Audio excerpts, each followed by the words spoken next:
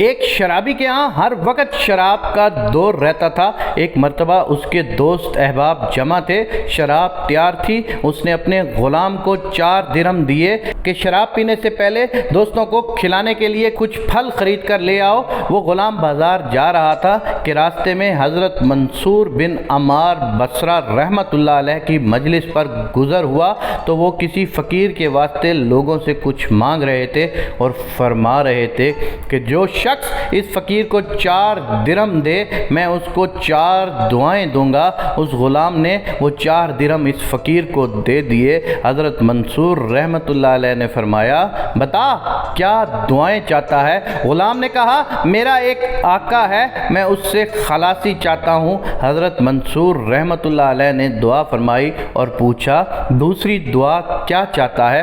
غلام نے کہا، مجھے ان درہموں کا بدل مل جائے۔ حضرت منصور رحمۃ اللہ علیہ نے اس کی یہ دعا بھی کی اور پھر پوچھا کہ تیسری دعا کیا چاہتے ہو؟ غلام نے کہا، حق تعالی شانہ میرے سردار کو توبہ کی توفیق دے اور اس کی دعا قبول کرے۔ آپ رحمۃ اللہ علیہ نے اس کے لیے یہ بھی دعا کی اور پھر پوچھا، بتا تیری چوتھی دعا کیا ہے؟ غلام نے کہا، حق تعالی شانہ میرے سردار کی، تمہاری اور یہاں مجمع میں موجود ہر شخص کی مغفرت کرے۔ حضرت منصور رحمۃ اللہ علیہ نے اس کی یہ بھی دعا کی۔ اس کے بعد وہ غلام خالی ہاتھ اپنے سردار کے پاس واپس چلا گیا۔ سردار اسی کے انتظار میں تھا، دیکھ کر کہنے لگا، اتنی دیر لگا دی؟ غلام نے قصہ سنایا۔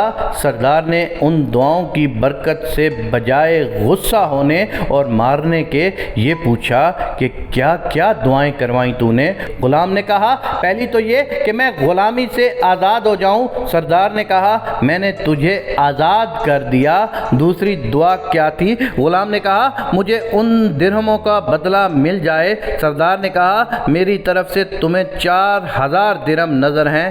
تیسری کیا دعا منگوائی تھی تو نے؟ غلام نے کہا، حق تعالی شانہ تمہیں شراب وغیرہ فسق و فجور سے توبہ کی توفیق دے۔ سردار نے کہا، میں نے اپنے سب گناہوں سے توبہ کر لی۔ چوتھی دعا کیا تھی؟ غلام نے کہا، حق تعالی شانہ میری، آپ کی، ان بزرگ کی اور سارے مجمع کی مغفرت فرما دے۔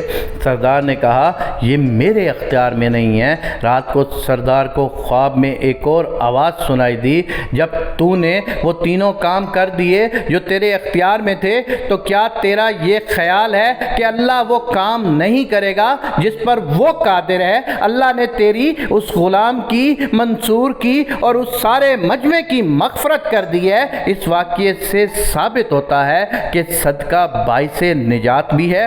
اللہ پاک ہم سب کو صدقہ کرنے اور اپنی زندگی کو عین اسلام کے مطابق بسر کرنے اور جو ہم سے گناہ ہو گئے ہیں ان کی معافی مانگنے کی توفیق عنایت فرمائے، آمین یا رب العالمین۔ میں اپنے تمام دیکھنے والوں سے یہ گزارش ضرور کر دوں گا کہ اگر آپ لوگ اپنے آپ کے لیے کچھ نہیں کر سکتے تو فقط اپنی جیب میں سے کچھ پیسے صدقہ کر کے دیکھ لو، یقین مانو تمہاری دنیا اور آخرت کے نظام میں بہت زیادہ تبدیلی آ جائے گی۔